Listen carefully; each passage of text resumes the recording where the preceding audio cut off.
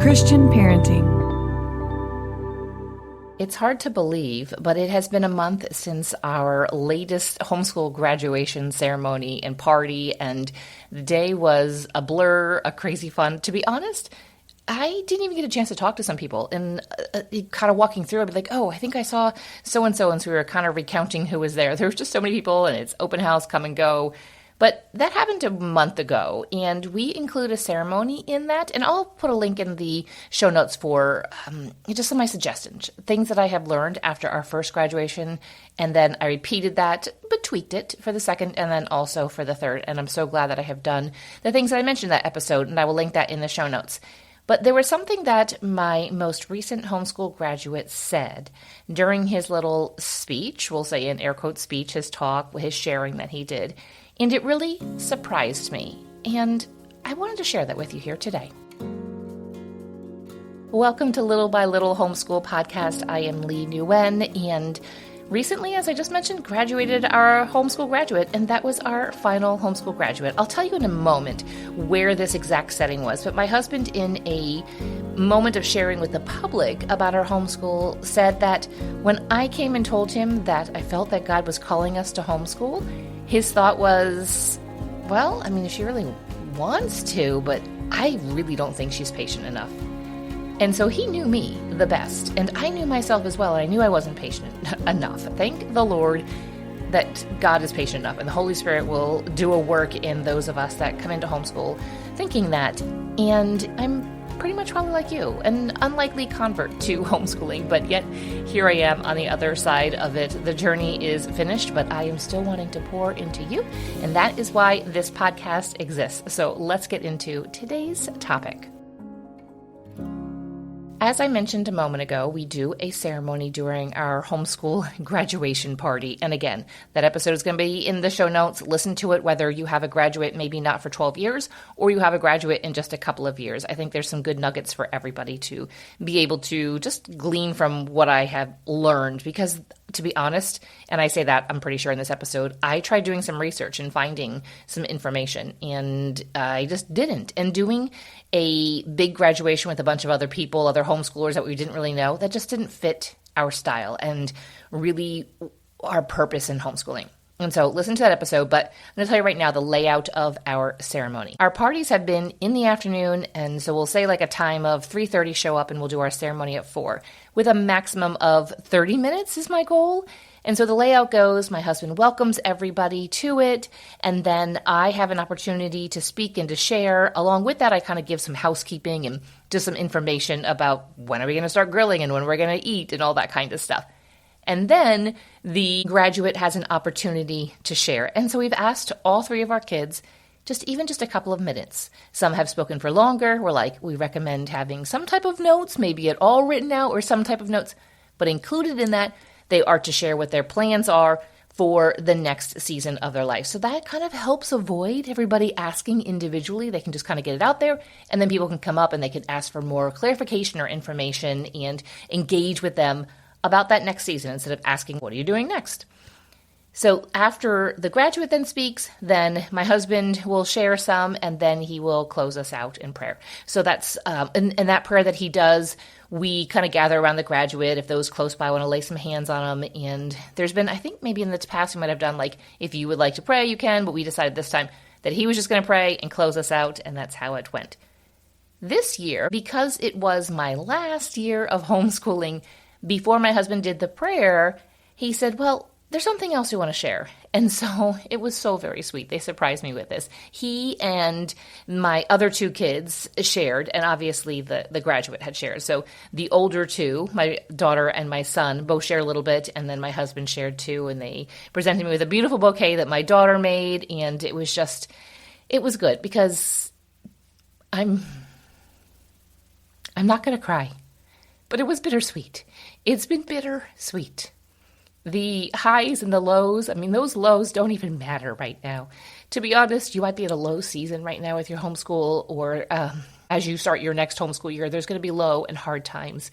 And the funny thing is that those, you take care of them, you don't ignore them, and you work on the hearts of your children and your heart, and you bring it to the feet of Jesus. But all those things end up being washed away at the end, and you look back and you say, I am so glad. So glad that I didn't quit, that I didn't stop at those times where I really wanted to. So I'm going to compose myself here because I want to, not be speaking like I'm crying. But anyway, that was very kind and very sweet and absolutely unexpected. So let's go to the fact of, he had this required, we'll say in air quotes, speech, and he did a wonderful job. But he said something that stuck out to me, and then it surprised me. And then I want to share with you the reaction to that. And he said something to this effect, that I know that you all may think you have the best family, but we, as he looked at myself and his father and his brother and his sister, he said, we have the best family. It was super cute.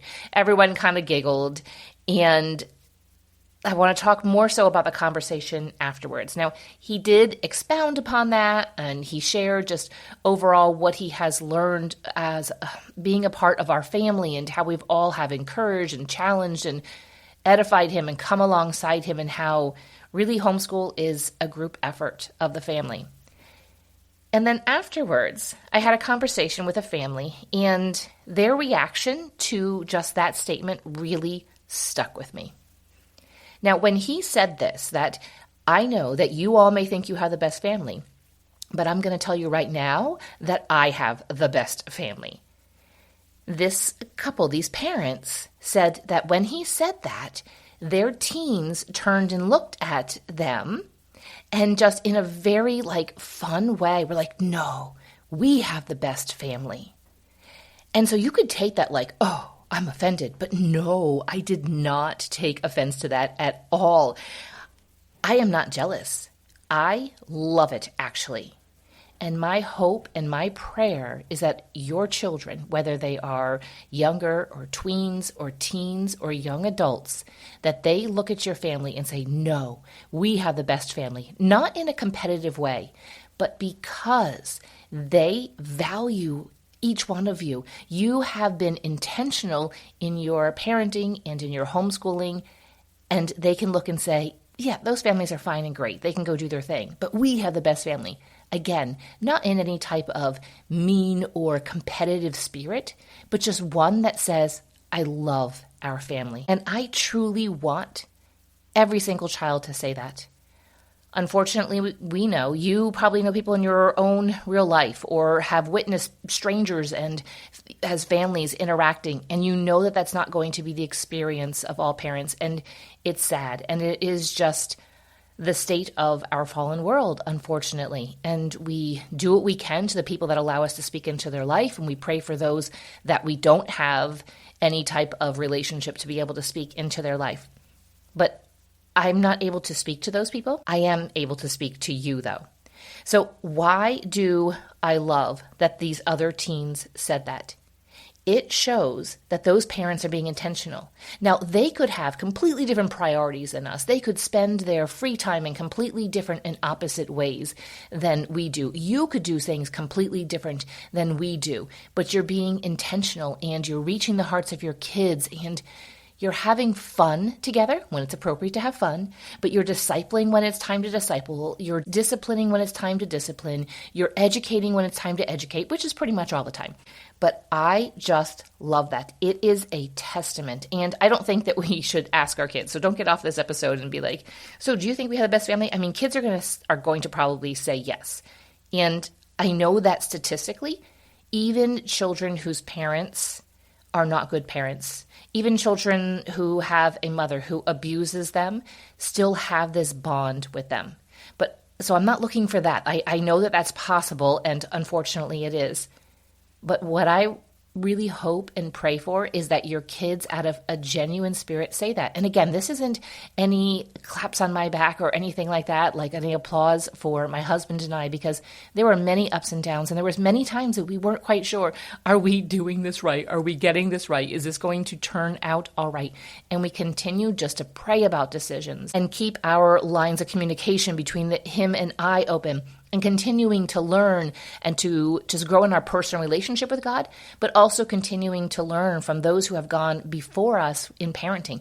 I even now am working to glean from parents who have children that are now married and or have an empty nest, and talking to them about that and asking questions so that I am prepared and can be intentional as we move to that season in life.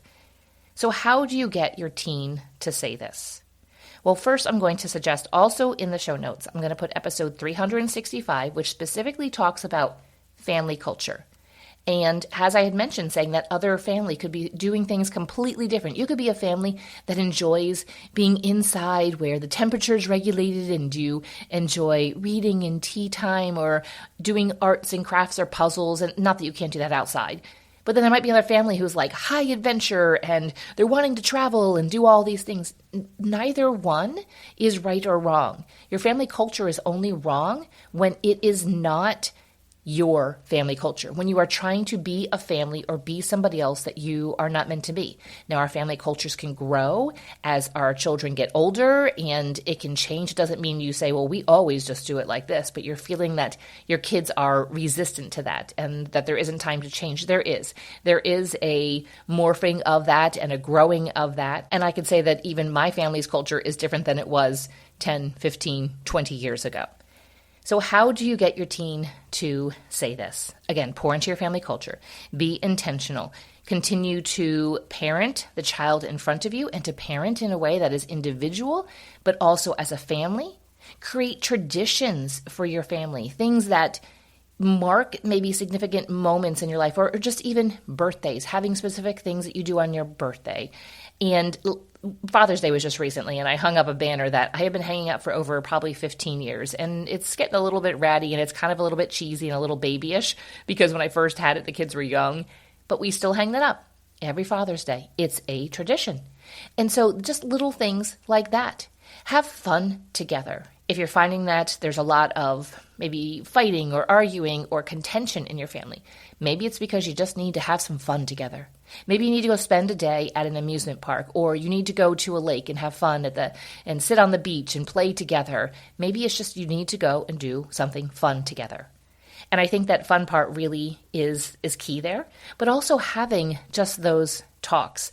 And I have been a really big proponent of kids having a good relationship with one another. I think this is definitely key. And I know I did do an episode about siblings and maybe fighting and stuff like that. But I grew up in a home, wonderful home. My brothers and I just did not get along. And I'll put that link in the show notes, and you can I think I get a little bit more into it. But I was like, I don't want that for my kids. Now, does that mean that they were perfect and loved each other and everything? No.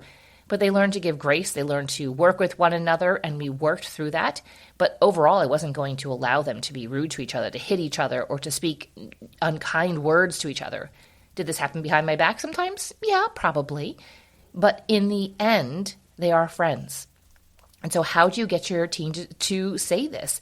It's doing things together. It's making your family a priority. I really do have a big issue with teens that their friends are the most important people in their lives. That was not important to us, because I can see what it does. It fractures the family, and the kids are always running off to their friends' houses. And I'm like, no, doesn't mean you can't have friends, but let's invite your friends over. Let's be friends with those friends' families. And when given the choice between hanging out with your friends on a Friday night or hanging out with your family, my kids still choose to hang out with us.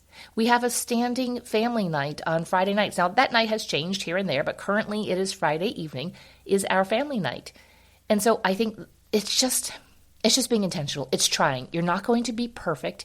Nobody's going to be perfect. But the thing is, our kids, as they get older, they begin to mature, grow in wisdom, and they understand grace more. And they start to realize, Mom and Dad aren't perfect, but they're trying, and they love me, and we have open communication, and just all those things. So I could go on. I mean, listen, this is episode 466. Go listen to the 465, and you'll get the full picture. But I just wanted to share that when he said that, it has nothing to do, again, with him saying that. It's the fact that his other family came up and told me that, and their kids were like, no, we have the best family. And it was all in good fun. And I was like, I Love that. And I was like, I got to share that with all of you because I want every single family. I want your kids to say that about your family, and I want every single one of you that's listening. I want your kids to say that about your family, and it is possible. Keep at it. I promise you. Now, before we close out, I want to encourage you to go check out your homeschool blueprint. Because why? Because it will take care of your homeschool. And you're like, why would I need to do that? I've been homeschooling for 5, 10, 15 years, or I'm about to homeschool and I've done enough research. Here's the thing. Let's get your homeschool in order, because guess what? Now, we do touch on family culture. I do talk about that in your homeschool blueprint some. But when your homeschool is all set up and you have your curriculum and you have your days figured out, you got your morning time, all those things figured out, you have more time to just concentrate on your family culture and the moments of connecting and the fun things and the discipling and the discipline, because your homeschool is all set. Now is a really great time to do this because, hey, it's July. It's hot out and you can go through it on your own. And if you wanted to, in a couple hours, have everything done, you could take an entire day, a couple of days, a couple weeks, a month. But don't take too long because then you forget that you even had started it. And I want you to be able to get through all of the lessons. And then you can just sit back and say, you know what, we're just going to enjoy the rest of the summer. And when we jump into homeschool, I've got everything planned. So the link for that is in the show notes, or you can go to littlebylittlehomeschool.com/blueprint. Thank you for joining me for today's episode.